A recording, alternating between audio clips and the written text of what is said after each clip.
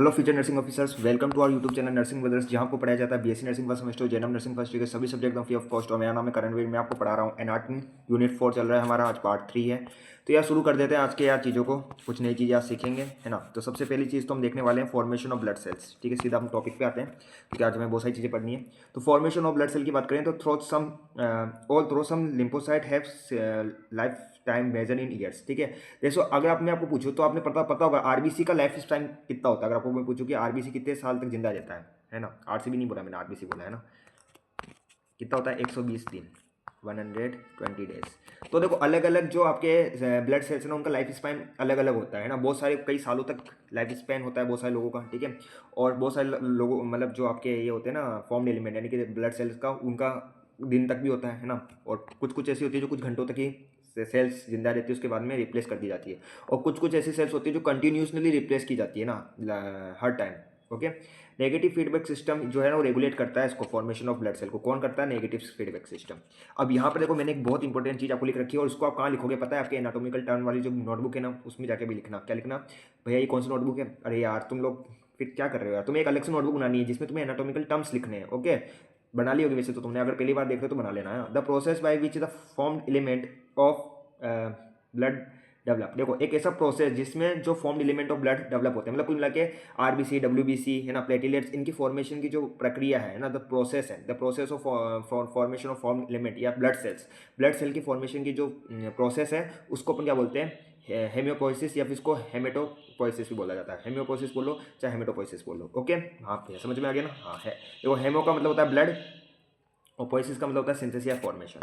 आगे बढ़े, आगे देखो साइट ऑफ हीमोपोइसिस। अब देखो कहाँ पे बनता है, मतलब जो ब्लड सेल्स होते हैं ना आपके, ये कहाँ बनते हैं? तो देखो अगर आप एम्ब्रियो की बात करो तो एम्ब्रियो जो होता है उसके यॉर्क सेल में बनते हैं। ये बहुत इंपॉर्टेंट है, नॉर्थ सेट से यहाँ से क्वेश्चन आते हैं, इसलिए मैं बता रहा हूँ ना। नॉर्थ सेट की चीज़ें ही सारी चीज़ें, नॉर्थ सेट के लेवल की चीज़ें बता रहा हूँ, तो यार याद रख लेना। दूसरा चीज़ फीटस में लीवर है, स्प्लीन है, थाइमस है और लिम्फ नोड है, तो उनमें यहाँ पे बनता है ना फीटस में। और लास्ट 3 मंथ बिफोर बर्थ, जब बच्चे का जन्म होने वाला होता है उससे 3 महीने पहले, और थ्रू आउट लाइफ, और लाइफ के जब जब तक वो जिंदा रहेगा तब तक ब्लड सेल कहाँ बनती है? आपकी रेड बोन मेरो में, पता होगा रेड बोन मेरो में बनती है। ओके, बढ़ जाए आगे। देखो रेड बोन मेरो की बात करें तो रेड बोन मेरो देखो हाईली वेस्कुलाइज कनेक्टिव टिश्यू। पहली बात तो बहुत ही ज़्यादा हाईली वेस्कुलाइज, वेस्कुलाइज मतलब इसमें ब्लड वेसल्स बहुत ही ज़्यादा है। ठीक है, लोकेटेड इन, ये कहाँ लोकेटेड होता है? अगर आपको कोई पूछ ले तो क्या बताओगे? ये ट्रिबेक्युलेटरी जो आपके स्पॉन्जी बोन्स होते हैं, स्पॉन्जी बोन्स, आगे मैं आपको बोन्स पढ़ाऊंगा तो अलग अलग टाइप की बोन्स भी बताऊंगा, तो वहाँ पे मैं आपको बताऊंगा स्पॉन्जी बोन्स के बारे में। तो स्पॉन्जी बोन्स जो होते हैं वहाँ पे ये क्या होते हैं? इनके ट्रिबेक्युलेटरी में प्रेजेंट होते हैं। मोस्टली प्रेजेंट इतना बोन्स होता है एक्सोस्केलेटल में प्रेजेंट होते हैं, है ना, मतलब एक्सोस्केलेटल की बोन्स में, इसके पेक्टोरल, पेल्विक, ग्रेंडियल्स, ठीक है, and the proximal epiphysis of the humerus and femur. तो यहाँ पे प्रेजेंट होते हैं, इनको याद रख लेना। अब ये चार्ट क्या है? देखो ये चार्ट मसाला बहुत बढ़िया चीज़ है ना, इसको याद रखना क्योंकि यहाँ से सीधा क्वेश्चन बनता है। मैं आपके लिए चार्ट लेके आया हूँ। देखो आपकी बॉडी के अंदर होती है स्टेम सेल, पढ़ी होगी आपने कहीं ना कहीं तो, नाम सुना होगा इनका, है ना, स्टेम सेल। ये स्टेम सेल दो तरह की आगे आगे सेल बनाती है। एक तो होती है क्या?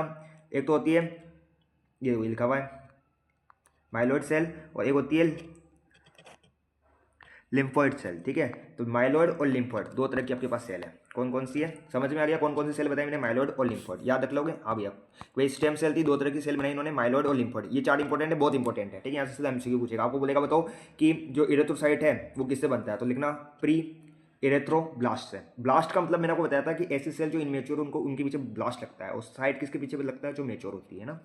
तो यहाँ पे मैंने क्या बोला कि स्टेम सेल है ना, स्टेम सेल वो माइलॉइड स्टेम सेल में बदलेगी। माइलॉइड से स्टेम सेल जो है वो, जैसे माइलॉइड स्टेम सेल है ना, वो आपके पास क्या बनाएगा? वो आपके पास बनाएगा, देखो यहाँ पर प्रो इरेथ्रोब्लास्ट बनाएगा। तो प्रो इरेथ्रोब्लास्ट से आगे जाके क्या बन जाएगा? इरेथ्रोसाइट बन जाएगा। इसी तरीके से जो ही आगे जाके माइलॉइड स्टेम सेल ने क्या बनाया? मेगा कैरियोब्लास्ट बनाया। इससे क्या बन जाएगा? प्लेटिलेट्स बन जाएगी आगे जाके, है ना। इससे पहले ये बनेगा आपके पास क्या? मेगा कैरियोब्लास्ट था, उससे मेगा कैरियोसाइट बनेगा। साइट का मतलब मेच्योर होगा वो, और फिर प्लेटिलेट बन जाएगी, है ना। इसी तरीके से आपके देखोगे यहाँ पर क्या बन गया? ईएसनोफिलिक, मतलब सॉरी ईएसनोफिलिक मियोब्लास्ट बना, है ना। तो इससे क्या बन गया? ईएसनोफिल बना। इसी तरह से बेसोफिलिक मियोब्लास्ट, ठीक है, माइलोब्लास्ट है, मियोब्लास्ट नहीं माइलोब्लास्ट, है ना। तो इससे क्या बन गया आपके पास? बेसोफिल बन गया। फिर इसी तरीके से यहाँ पे मियोब्लास्ट से न्यूट्रोफिल। तो मैंने क्या बोला कि ईएसनोफिलिक माइलोब्लास्ट से क्या बनेगा?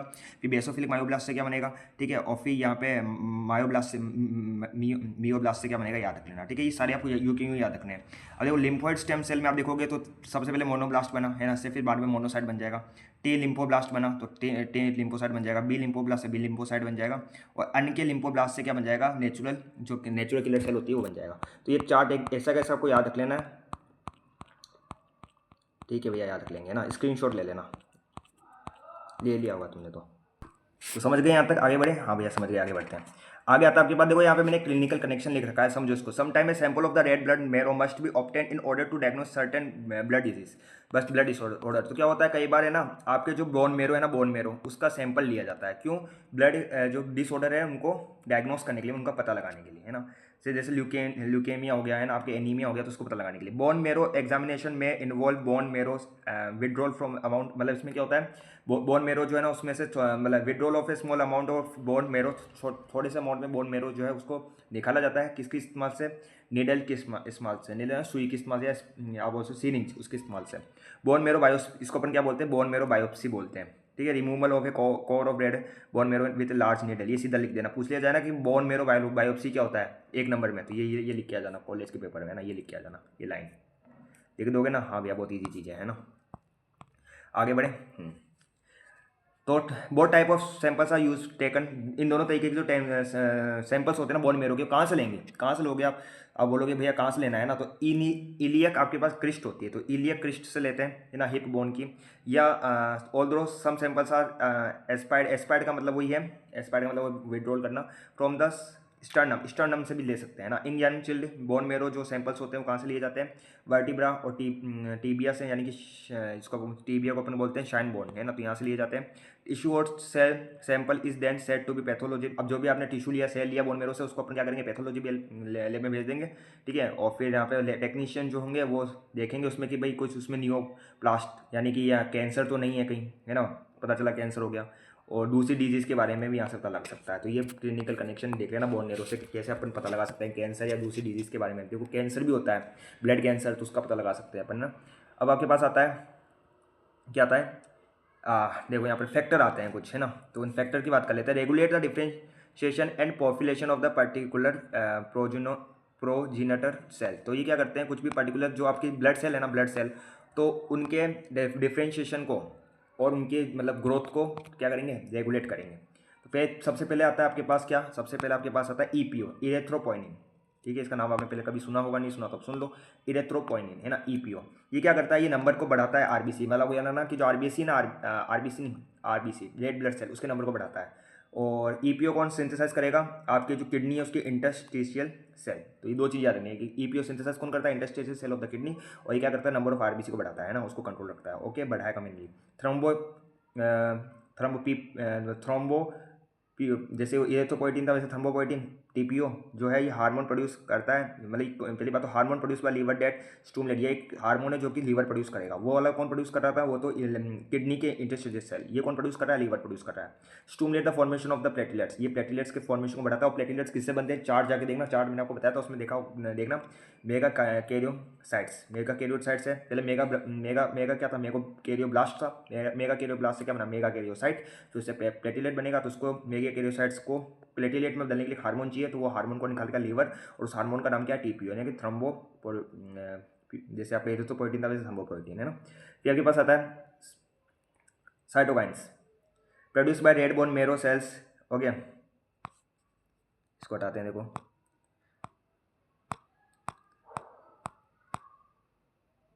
हाँ, तो produce by red bone marrow cells, है ना, leukocytes, macrophages, fibroblast and endothelial cells. Colony stimulating factor, पहली बात तो ये कॉलोनी स्टूमुलेटिंग फैक्टर है, स्टूमुलेटिंग फैक्टर, और दूसरा इंटरल्यूकिन्स है ना। तो ये दो चीज़ें इसके बारे में याद रख लेना। आगे बढ़ते हैं, आगे आपके पास एक बहुत इंपॉर्टेंट चीज़ आती है, क्या क्या आता है, देखो यहाँ पर रेड ब्लड सेल यानी कि आरबीसी की हम बात करते हैं, है ना। तो रेड ब्लड सेल और erythrocytes contain the oxygen carrying protein, जिसको अपन हेमोग्लोबिन बोलते हैं, पता है ना, which is a pigment that gave whole blood its colour, एक कलर, ये कैसा पिगमेंट होता है जो पूरे ब्लड को कलर देता है। Number of RBC in healthy male, ये तो सबको पता ही होगा, आपको मैंने पहले बता रखा है ना, फीमेल में इतना होता है, आरबीसी इसमें से होता है ना, पता है ना ये तो। और ये आप डायग्राम देख लो ना। आगे बढ़ते हैं, हम बात करते हैं आरबीसी की। आरबीसी की एनाटॉमी अगर आप देखोगे तो आरबीसी पहली बात तो बाइकॉनकेव डिस्क होती है एक, है ना, इस तरीके का इसका शेप होता है, अगर आप इसको देखोगे तो ऐसा, तो बाइकॉनकेव डिस्क है विद डायमीटर, इसका डायमीटर याद रख लेना, बहुत इंपॉर्टेंट चीज़ है। डायमीटर कितना होता है, 7 से 8 micrometre. Plasma membrane of the cell in both strong and इसकी जो प्लाज्मा मेम्ब्रेन होती है ना वो स्ट्रॉन्ग भी होती है और फ्लेक्सिबल भी होती है। क्यों होती है भैया दोनों? देखो पहली बात तो क्या है ना, आपकी जैसे आरबीसी है तो आरबीसी क्या होगी, कभी तो बड़ी बड़ी जो ब्लड वेसल्स है उनमें से जाएगी, और कभी कभी छोटी छोटी ब्लड वेसल्स भी, तो जैसे कैपिलरीज है तो कैपिलरीज में से भी आरबीसी को क्या करना पड़ता है, जाना पड़ता है। तो वहाँ पर है ना आरबीसी को बैंड होना पड़ता है, तभी अगर अगर आरबीसी फ्लेक्सिबल नहीं होगी तो टूट जाएगी, है ना, रैप्चर हो जाएगी। तो इसको रैप्चर होने से बचाने के लिए इसका फ्लेक्सिबल होना भी जरूरी है, ताकि जब ये छोटे छोटे कैपिलरीज में से जाए ना तो इजीली वहाँ से पास कर जाए, अपना शेप चेंज करके, ऐसे फ्लेक्सिबिलिटी होके फोल्ड होके, है ना। इसलिए प्लाज्मा मेम्ब्रेन और आरबीसी कंटेन ग्लाइकोप्रोटीन्स, है ना। प्लाज्मा मेम्ब्रेन में ग्लाइकोप्रोटीन्स होते हैं जिनको अपन एंटीजेंस बोलते हैं, विच आर रेस्पॉन्सिबल फॉर, जो कि रेस्पॉन्सिबल होते हैं एबी और अदर्स ब्लड ग्रुप के लिए, ठीक है। तो जैसे अभी आरबीसी को देखोगे तो उसमें मैंने येलो येलो कलर के जो आपको बना के दे रखे हैं ना, ये येलो येलो कलर के, ये क्या है, ये है आपके पास ग्लाइकोप्रोटीन,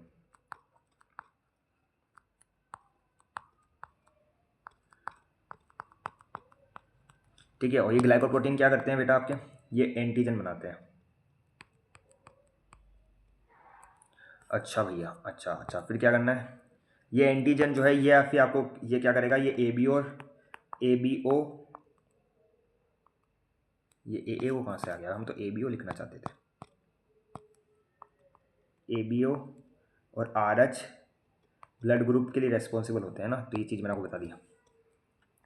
आरबीसी लेक न्यूक्लियस पता है, मेच्योर आरबीसी इरेथ्रोसाइट में जो है, मेच्योर की बात कर रहा हूँ, उसमें न्यूक्लियस नहीं होता। The cytosol of the RBC contain haemoglobin molecules, this those molecule are synthesized before loss of nucleus. Nucleus जब आरबीसी में लॉस होता है ना न्यूक्लियस का, उससे पहले बनते हैं, ठीक है। RBC production and constituent about, ये बहुत इंपॉर्टेंट चीज़ मैं आपको बता रहा हूँ, देखो इसको तो फिर हाईलाइट करने की जरूरत है, क्या कि पूरे आपके सेल का वेट जो होता है, पूरे सेल का जो वेट होता है आरबीसी का, है ना, एक आरबीसी का जो वेट होता है ना उसमें से 33%, कितना, 33%, वो किसका होता है, हीमोग्लोबिन का।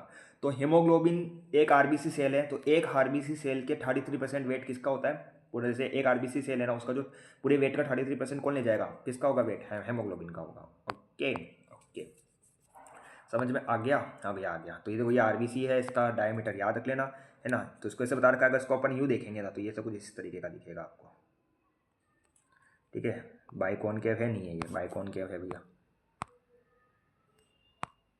आगे बढ़े, हाँ भैया बढ़ते हैं। तो चलो अब हमारे पास आता है white blood cell, WBC, leukocyte भी बोलते हैं इसको। इनमें हीमोग्लोबिन नहीं होता है, ठीक है, ल्यूकोसाइट कहा जाता है, ठीक है। इनमें न्यूक्लियाई होते हैं, देखो न्यूक्लियस सिंगुलर जो होता है ना, देखो न्यूक्लियस तो होता है एक, अगर सिंगुलर है तो एक न्यूक्लियस, लेकिन अगर बहुत सारे हैं तो न्यूक्लियर, है ना। अब देखो दो तरह के आपके पास आरबीसी होते हैं, ग्रेन्युलर और एग्रेन्युलर। ये कैसे होता है, देखो जब आप आरबीसी को, सॉरी डब्ल्यूबीसी को, है ना, डब्ल्यूबीसी को जब आप क्या करते हो, स्टेन करते हो, तो वहाँ पे अलग अलग कलर के आपको छोटे छोटे दाने जैसे स्ट्रक्चर देखने को मिलते हैं, उनको अपन बोलते हैं ग्रेन्यूल्स, ठीक है। तो उसके बेसिस पे अब किसी पे देखने को मिलते हैं, किसी में नहीं देखने को मिलते हैं, तो जिस पे देखने को मिलते हैं वो ग्रेन्युलर आरबीसी डब्ल्यूबीसी है। आरबीसी जब भी मेरे मुंह से निकला डब्ल्यूबीसी समझा, क्योंकि यार मेरे मुंह में भी आरबीसी का शब्द जा चुका है ना। तो और जिसमें नहीं निकलेंगे वो क्या होंगे, ग्रेनुलर डब्ल्यूबीसी, ठीक है। ओके भैया, तो ग्रेनुलर में आपके पास आ जाएंगे न्यूट्रोफिल, इसेनोफिल, बेसोफिल, मोनोसाइट, लिम्फोसाइट, है ना, याद है ना, ये तो तुम्हें 5 तरह की होती है, मैंने तुम्हें बताया था। देखो मैंने आपको जब इनका परसेंटेज बताई थी शायद पहले वीडियो फर्स्ट पार्ट में, तब मैंने आपको बताया था कि इसको आपको सीक्वेंस में याद रखना है। जैसे मैं आपको बोलूँ N L M E B, नेल अनल बी, अन अल अमी बी, इसको इसी फॉर्म में याद रखना है ना। अन से क्या हो जाएगा, न्यूट्रोफिल, परसेंटेज है ना, ऊपर से नीचे जाओगे तो क्या होगा परसेंटेज बच्चा, क्या होगा भैया, ऊपर से नीचे जाओगे तो परसेंटेज डिक्रीज होगा, है ना। न्यूट्रोफिल हो गया, ये लिम्फोसाइट्स हो गए, ये बताओ क्या होगा, मोनोसाइट, है ना। ये क्या हो जाएगा, ईओसिनोफिल होता है ना, ईओसिनोफिल।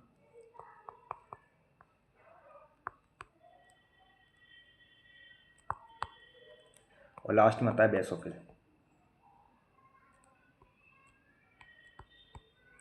ओके, तो अभी अगर मैं तुम्हें बोलूँ कि बताओ ग्रेन्युलर कौन सा है, तो जिसके जिसमें ऐसे ट्रिक बता रहा हूँ मैं, जिसके पीछे भी फिल है ना, फिल, वो सबके सब ग्रेन्युलर है, और जिसके पीछे साइट है वो क्या है, वो एग्रेन्युलर। भैया तो बहुत ईजी हो गया, हाँ सबसे आसान है ना। जिसके पीछे साइट है वो एग्रेन्युलर में चला जाएगा, जैसे साइट मोनोसाइट, लिम्फोसाइट, साइट आ रहा है ना, तो किस में चला जाएगा, एग्रेन्युलर में। और जिसके पीछे भी फिल है, न्यूट्रोफिल, ईओसिनोफिल, बेसोफिल, फिल वाले सब किस में चलेगा, ग्रेन्युलर में। बस ये याद रखना, सिंपल ट्रिक है, ज़्यादा कोई दिमाग नहीं लगाने का। चलो आगे बढ़ता है। तो आपके पास आगे आता है, एक एक करके सबके बारे में देख लेते हैं। सबसे पहले आता है आपके पास न्यूट्रोफिल। तो देखो, granules do not strongly attach either the acidic, मतलब यहाँ पे है ना, ये जो न्यूट्रोफिल है ना, ये ना तो एसिडिक स्ट्रेंथ, जब आप इसमें एसिड में डालोगे तभी भी ना तो एसिड से अटैच होगा ना बेस से अटैच होगा, मतलब दोनों की तरफ अटैक नहीं होता, ना तो एसिड की तरफ ना बेस की तरफ। इसलिए हम बोल सकते हैं न्यूट्रल है, इसलिए इसको नाम ही न्यूट्रोफिल रख दिया। ठीक है, न्यूट्रल लविंग होता है। न्यूक्लियस जो उसमें 5 लोब्स होते हैं। older neutrophil have several different shape oval lobes, they are called, ये उसको पॉलीमॉर्फो न्यूक्लियर ल्यूकोसाइड बोलते हैं, PMNS। ठीक है यार ना, पॉलीमॉर्फो न्यूक्लियर ल्यूकोसाइड किसको कहा जाता है? जो पुराने न्यूट्रोफिल, जो आपके पुराने न्यूट्रोफिल होते हैं ना, उनको पॉलीमॉर्फो न्यूक्लियर ल्यूकोसाइड कहा जाता है। समझ में आ गया? जो पुराने न्यूट्रोफिल उनको क्या कहेंगे? पॉलीमॉर्फो न्यूक्लियर ल्यूकोसाइड, या इसको पॉलीमॉर्फ भी बोलते हैं। अब इयोसिनोफिल की बात करें तो ये इयोसिन लवर होते हैं, इसलिए इसको इयोसिनोफिल बोला जाता है। इनके 2 लोब्स होते हैं ना। उसके कितने लोब्स थे? उसमें कितने लोब्स थे? 5 लोब्स थे। यहाँ पे कितने लोब है? 2 लोब है। इनका ये जाना 10 से 15 सेंटीमीटर होती है इसकी साइज, है ना। बेसोफिल 8 से 10 सेंटीमीटर साइज होती है। बेसोफिल बेसिक लविंग होते हैं, इसलिए बेसोफिल है ना, राउंड वेरिएबल साइज ग्रेन्यूल्स होते हैं। इनके पास 2 लोब्स, इसके पास भी 2 लोब है, इसके पास भी 2 लोब है, इसके पास 5 लोब है। साइज याद रखना, 10 से 15, 8 से 10। आगे बढ़ो। इसका 7 से 12 होता है सेंटीमीटर, है ना। सबकी सेंटीमीटर में ही है। Lymphocyte are responsible for much of the body immune protection के लिए रेस्पॉन्सिबल होता है। Present in circulated blood and root lie in the lymphoid. ये कहाँ भी पाया हुआ है? यहाँ इन सब जगहों पे पाया जाता है ना, लिम्फोइड नोड पे, स्किन पे, अदर लिम्फोइड ऑर्गन्स। लिम्फोइड, जब हम लिम्फोइड सिस्टम पढ़ेंगे तो मैं बताऊँ लिम्फोइड नोड क्या होता है, और लिम्फोइड ऑर्गन के बारे में हम देखेंगे जब हम लिम्फेटिक सिस्टम पढ़ेंगे ना। आगे पास आता है टाइप ऑफ लिम्फोसाइट। लिम्फोसाइट के अंदर आपके पास देखो, एक तो टी लिम्फोसाइट आते हैं जो कि 75% होते हैं टोटल। बहुत इंपॉर्टेंट चीज़ बोल रहा हूँ मैं यहाँ पे, याद रखने वाली चीज़ें हैं भैया, ठीक है। याद रखने वाली चीज़ें क्या? कि 75% of the total lymphocyte helper T cell और CD4 sales cytotoxic T lymphocyte होते हैं। सप्रेसर टी सेल लिम्फोसाइट हो, या आपके मेमोरी टी लिम्फोसाइट, है ना। तो ये सभी आपको याद करने की जरूरत नहीं, बस नाम याद रख लेना, है ना। नाम याद रख लेना ओनली फॉर। आगे बढ़ते हैं। आगे आता है B lymphocyte. Plasma cells produce immunoglobins. ये इम्यूनोग्लोबिन्स यानी एंटीबॉडीज प्रोड्यूस करते हैं। 5 तरह की आपके पास होती है, सबको पता है। मेमोरी बीटा सेल भी ये प्रोड्यूस करते हैं। आपको पता है कि आपकी बॉडी है ना एक सेकेंडरी रेस्पॉन्स दिखाती है, तो वहाँ पे मेमोरी सेल की बहुत ज़रूरत होती है। तो मेमोरी सेल जो होता है वो बीटा लिम्फोसाइट ही प्रोड्यूस करता है ना। तो ये मेमोरी की रखता है नेक्स्ट इन्फेक्शन के लिए to by the same organism, है ना। ये पता होगा आप लोगों को, जब आप सेकेंडरी रेस्पॉन्स के लिए जब मेमोरी सेल्स होते हैं ना वो जरूरी होते हैं, तो वो बी लिम्फोसाइट। फिर मोनोसाइट की बात करें तो 14 से 18 माइक्रोमीटर। देखो ये माइक्रोमीटर में चला गया, अब तक जो भी थे वो सब सेंटीमीटर में थे। तो मैं तुम्हें बोलूँ कि बताओ RBC में सबसे लार्जेस्ट कौन सा है? सबसे लार्जेस्ट कौन सा? तो याद रखना, लार्जेस्ट जो होता है वो ये होता है WBC में, सबसे लार्जेस्ट होता है। बहुत इंपॉर्टेंट चीज़ बोल रहा हूँ मैं, फिर याद रख लेना, ये पूछा गया है, नॉट MCQ क्वेश्चन है ये ना। ये MCQ वैसे मैंने लिख रखा है, फिर बोल रहा हूँ MCQ क्वेश्चन है। सबसे लार्जेस्ट WBC, ठीक है। वो तो सब छोटे छोटे थे, ये माइक्रोमीटर में चला गया है ना। तो 14 से 18 हो गया। तो सबकी साइज तुम्हें याद रखनी पड़ेगी, कोई तरीका नहीं है, सब माइक्रोमीटर में ही है ना, सब माइक्रोमीटर में ही है। देखो यहाँ पे मैं तुम्हें सेंटीमीटर बोल दिया था क्या? मेरे मुंह से निकल गई होगी ना। सब माइक्रोमीटर में ही है। देखो ये कितना बोला मैंने? 10 से 15 माइक्रोमीटर। ये कितना है? 8 से 10 माइक्रोमीटर, ठीक है। इसको अपन माइक्रोमीटर बोलते हैं, तो तुम जानते होंगे इसको माइक्रोमीटर बोलते हैं ना। ये कितना है? ये है 10 से 12 माइक्रोमीटर। लेकिन अब ये कितना आ गया? ये आ गया कितना आ गया? ये आ गया 14 से 18। तो सबसे ज़्यादा ये है ना 14 से 18 माइक्रोमीटर। तो आप बोलोगे कि सबसे बड़ा जो होता है वो मोनोसाइट होता है। कंटेंट किडनी शेप और हॉर्स शू, जो हॉर्स के नाल होते हैं ना, हॉर्स की शू यानी नाल, वैसे इसकी शेप का न्यूक्लियस होता है ना। फिर आप देखोगे मोनोसाइट कन्वर्ट इनटू टिश्यू। हाँ ये इंपॉर्टेंट चीज़ है। कनेक्टिव टिश्यू में मैंने आपको बताया था मैक्रोफेजेस के बारे में, बताया था नहीं बताया था? बताया था। जब तुमने कनेक्टिव टिश्यू पढ़ा होगा तो हमें मैक्रोफेजेस आए थे। तो मैक्रोफेजेस जो है ना वो मोनोसाइट से बनते हैं, तो मोनोसाइट ही मैक्रोफेजेस में बदल जाते हैं, ये भी याद रखना। ओके भैया, याद रखेंगे। बढ़े आगे, हाँ बढ़ते हैं। आगे आता है नॉर्मल नंबर ऑफ WBC। आपके पास WBC संख्या इतनी होती है, मैं बता दिया था कितनी होती है, 4000 से 11000 तक, ठीक है। अभी यहाँ पे बहुत टर्मिनोलॉजी आ रही है, इनको आप कहाँ लिखोगे पता है ना? हाँ, कहाँ पे? एनाटॉमिक जो आपके बुक है वाली टर्म वाली, उसमें लिख लेना। ये होता है ल्यूकोसाइटोसिस, ठीक है। नाम से पता चला, साइटोसिस का मतलब फॉर्मेशन, ल्यूको का मतलब व्हाइट ब्लड सेल का नंबर बढ़ना, ठीक है। Increase WBC count above 11,000 cell. तो 11,000 सेल से ज़्यादा जब WBC का काउंट बढ़ता है तो उसको ल्यूकोसाइटोसिस बोलते हैं। एक आता है ल्यूकोपीनिया, ठीक है। एक होता है ल्यूकोपीनिया को अपन ए ग्रेनुलोसाइटोसिस। अब यहाँ पे बहुत सारे बच्चे कंफ्यूज होते हैं, ज़्यादातर जो क्वेश्चन आता है वो यही पूछा जाता है कि ए ग्रेनुलोसाइटोसिस क्या होता है। अब यहाँ पे लोग बात ये सोचते हैं भैया एक साइटोसिस का मतलब होता है जनरेशन, और ए ग्रेनुलोस का मतलब जो ए ग्रेनुलो RBC उनका फॉर्मेशन ही होगा, लेकिन भैया गलत है ना। ये तुम्हें ना वो कराने के लिए, तुम्हें पागल बनाने के लिए लिखा है ना। ए ग्रेनुलोसाइटोसिस बोलते हैं ल्यूकोपीनिया कोई, है ना, और एगेनुलोसिस भी बोलते हैं। इसका मतलब ये होता है कि जो WBCM का काउंट कम होना 4000 से, 4000, जब WBC 4000 से कम हो जाती है, 4000 संख्या है उससे WBC का लेवल कम हो जाता है, तो उसको क्या बोलते हैं, ल्यूकोपीनिया, एगेनुलोसाइटोसिस या एगेनुलोसिस। समझ में आ गया। WBC and all other nucleotide cells in the blood have protein, जिसको अपन मेजर हिस्टो कॉम्प्लेबिलिटी यानी कि MHC एंटीजेंस कहते हैं। इस प्रोटीन का नाम याद रख लेना। These are cell identical markers, ये सेल आइडेंटिकल मार्कर्स होते हैं क्योंकि ये हर व्यक्ति के लिए अलग अलग होते हैं। जो प्रोटीन्स होते हैं ना, हिस्टो कॉम्प्लेबिलिटी एंटीजेंस, ठीक है, मेजर हिस्टो कॉम्प्लेबिलिटी जो ये एंटीजेंस है, ये हर एक के लिए अलग अलग होंगे, सब में सेम नहीं होंगे। बस आपको ये जानना है कि जो आइडेंटिकल ट्यून्स है, जो जुड़वा बच्चे होते हैं, है ना, उनमें ज़रूर सेम हो सकते हैं, बाकी सब में अलग अलग होते हैं। इसलिए आप बोल सकते हो कि ये एक आइडेंटिटी मार्कर है, किसी व्यक्ति की आइडेंटिटी को ये बता सकते हैं। तो यार ये चार्ट, ये जो मैं टेबल लिख के लाया हूँ उसमें बेसिकली ये बता रखा है कि कब जो है जो नंबर है वो बढ़ता है, काउंट बढ़ता है, ठीक है। जैसे हम बात करें न्यूट्रोफिल की, तो न्यूट्रोफिल का काउंट कब बढ़ेगा, कब, जब आपको कोई बैक्टीरिया इन्फेक्शन हो गया, है ना, स्ट्रेस या इन्फ्लामेशन के दौरान कोई इन्फ्लामेशन बैक्टीरिया इन्फेक्शन होता है तो न्यूट्रोफिल बढ़ जाता है। लिम्फोसाइट की बात करें तो लिम्फोसाइट वायरल इन्फेक्शन, ठीक है, इनमें बढ़ता है। और मोनोसाइट की बात करें तो ये फंगल और वायरल दोनों में बढ़ जाता है। मेन चीज ये है। इसेनोफिल से यहाँ से क्वेश्चन पूछा गया है। एलर्जेटिक रिएक्शन, जो आपके एलर्जिक रिएक्शन होते हैं ना, जब एलर्जी हो जाती है तो उसमें किसका काउंट बनता है, तो इयोसोनोफिल का काउंट, जो अमाउंट जो है काउंट बढ़ जाता है। इसके अलावा पैरासाइटिक इन्फेक्शन और ऑटो इम्यून डिजीज में भी, देखो ये दोनों चीज़ें याद रखना, एक तो एलर्जी को, एक ऑटो इम्यून डिजीज। तो ऑटो इम्यून डिजीज में भी और जो एलर्जिक रिएक्शन है उसमें भी आपका इयोसोनोफिल का बढ़ता है।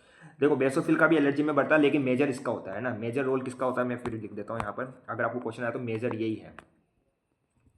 मेजर कौन सा है, इयोसोनोफिल। बेसोफिल में भी एलर्जिक रिएक्शन में इसका भी काउंट बढ़ता ही है वैसे तो, है ना। कैंसर हो जाए तब आपका ये बेसोफिल हो जाता है।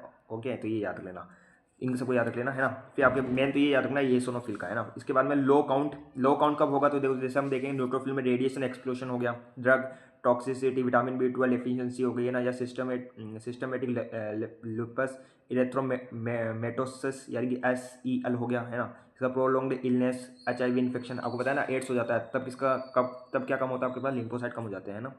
और इसके अलावा ये इम्यूनो सप्रेशन हो जाता है तब ट्रीटमेंट विथ कोर्टिसोल से जब किसका ट्रीटमेंट हो रहा होता है ना, तब भी आप देखोगे तो कोर्टिसोल का, अगर किसी को दवाई मिल रही है, कोर्टिसोल का ट्रीटमेंट चल रहा है किसी से, है ना, कोर्टिसोल से किसी का ट्रीटमेंट हो रहा है ना, ये ड्रग होती है ना, तो अभी भी ये लिम्फोसाइट कम हो जाते हैं। फिर बोन मेरो में सप्रेशन, है ना, ट्रीटमेंट विथ कोर्टिसोल, यहाँ पे वही बात है, मोनोसाइट, है ना।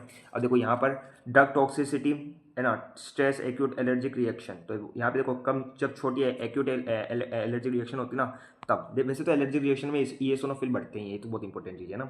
इसके अलावा प्रेगनेंसी, देखो यहाँ पे फिर इंपॉर्टेंट चीज़ आ गई, प्रेगनेंसी पूछा जा सकता है, प्रेगनेंसी में कौन सा जो है वो डिक्रीज होगा इनमें से, है ना, बेसोफिल डिक्रीज होता है, ये MCQ है भैया, ये याद रखना, ये MCQ है क्या, प्रेगनेंसी वाला। इसके अलावा ओव्यूलेशन में भी, है ना, प्रेगनेंसी हो गया, ओव्यूलेशन यहाँ पे याद रखो, प्रेगनेंसी, ओव्यूलेशन और स्ट्रेस और हाइपो, ये तो है, लेकिन मेन प्रेगनेंसी ओव्यूलेशन आ रहा, प्रेगनेंसी और ओव्यूलेशन में क्या कम होगा, बेसोफिल कम हो जाएगा, बहुत इंपॉर्टेंट चीज़ है, MCQ है भैया, तो याद रखना है, क्या, बिल्कुल याद रखना है। प्लेटिलेट्स की बात कर लेते हैं।